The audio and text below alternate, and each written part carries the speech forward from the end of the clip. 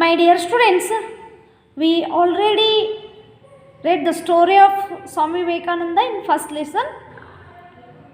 So today we are moving on next lesson, that is lesson number 2, the nuclear test. Okay. First I will read this full lesson and glossary. After that I explain this lesson. Okay students. So see here, lesson number 2, the nuclear test. Amma, why are you removing all my things from the cupboard? Anjali asked in a voice which sounded like she was ready for fight. You already know, Anjali, Dada and Dadi are going to need some place for keeping their things, her mother replied firmly. But, Ma, where will my things go? This has been my room since I was a baby. Why should I give up everything just because Dada and Dadi are coming to live with us? Cried Anjali. Come on Anju, you are not giving up everything. You are only going to sleep on the couch in the hall instead of in this room, and your things can be accommodated elsewhere, replied her mother, trying to be sensitive but feeling rather exasperated with her daughter's endless objections. This is how it had been ever since Anjali had been told that her grandparents would be living with them from now on. They had recently sold off all their land in the little village where they had lived most of their life. Dada was nudging 70 now and was too old to be able to run the farm all by himself.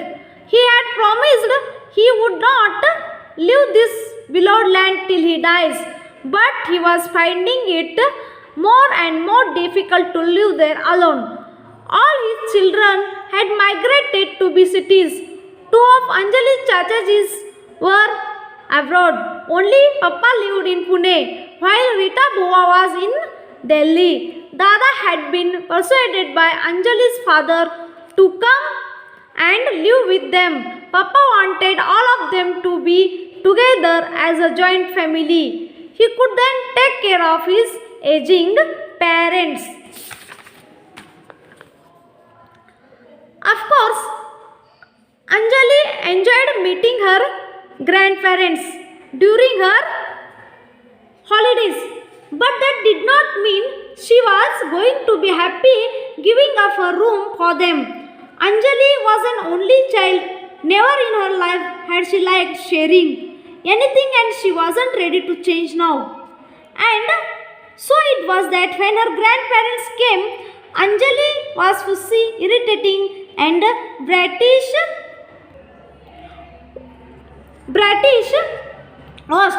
She made a big hue and cry over how she had lost her room.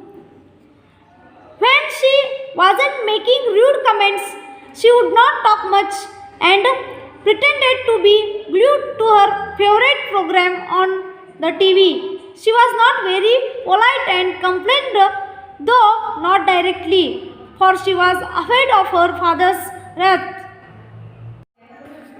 It was true having grandparents living with them needed adjusting to a new routine. They were used to a different way of life. They woke up much before anyone else did, and that made things awkward. Dadi was forever doing some puja or the other, and if there was objection to onions in the food one day, it was eggs the next. They would not go with them to eat out in restaurants. They would not watch movies in theaters. They would not enjoy shopping just for fun.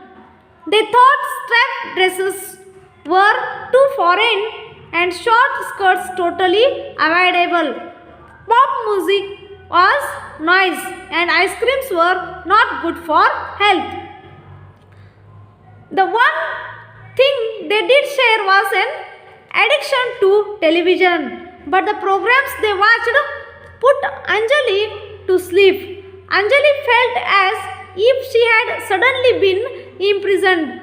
The house, all 850 feet of compact space planning, suddenly looked too small. As the days passed, Anjali's anger mellowed into a guarded truce. It was impossible to remain angry with someone who was so kind. Dadi stopped commenting on her clothes and even bought her a pretty t-shirt when they went sightseeing. TV became a divided schedule of the most favorite program on each individual list. Dada helped Anjali with her projects and he was a big help with the math syllabus. He also got Anjali into the habit of reading the newspaper and they would exchange word views when he walked with her to the bus stop every morning. Anjali's mother worked in an office and she left along with her father every morning. Breakfast was always cornflakes and it was usually sandwiches for Anju's lunchbox. And when her mother got back in the evening, she was so exhausted herself that cooking was never a great activity. But now Dadi had taken over the kitchen. She actually said she was getting bored of doing nothing. Dadi was a fantastic cook. Suddenly, they were being pampered with the most divine parathas and sabji, mithai and pakoras, salads and pickles.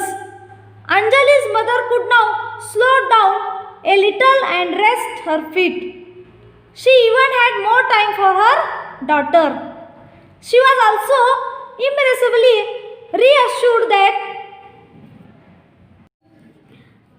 her child was in the most caring hands possible. Till one day, when the grandparents announced, "We are thinking of going to Rita's place for a while."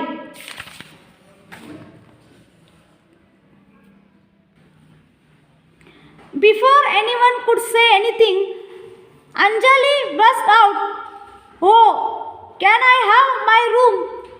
Back then, Dada, Dadi, when are you going? When are you going? The silence that followed was terrible and only Dadi had some kind and general words to fill it with. Later, apart from her room, Anjali got she was scolding. She deserved and in 2 days' time. They were a nuclear family again.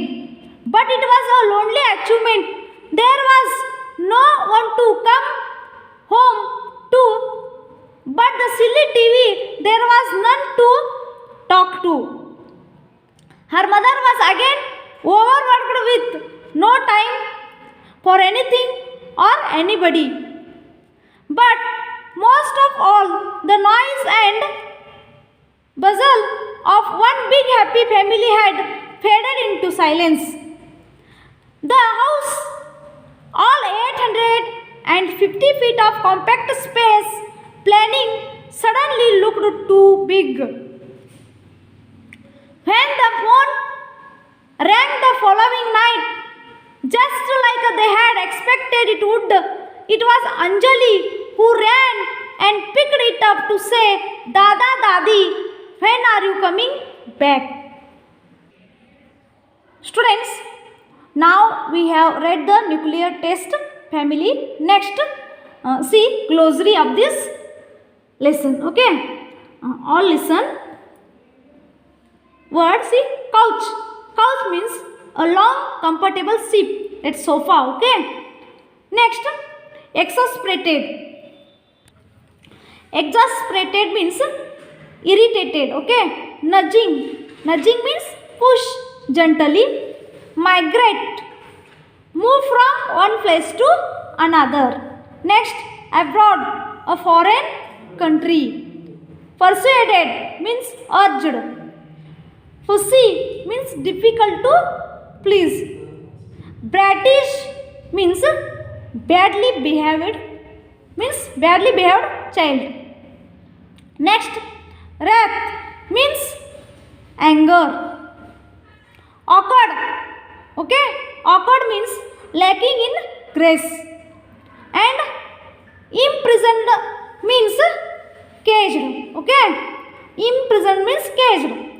Addiction, in this lesson its meaning is strong attraction. Okay, and mellowed, in this lesson here meaning is softened. Okay, softened.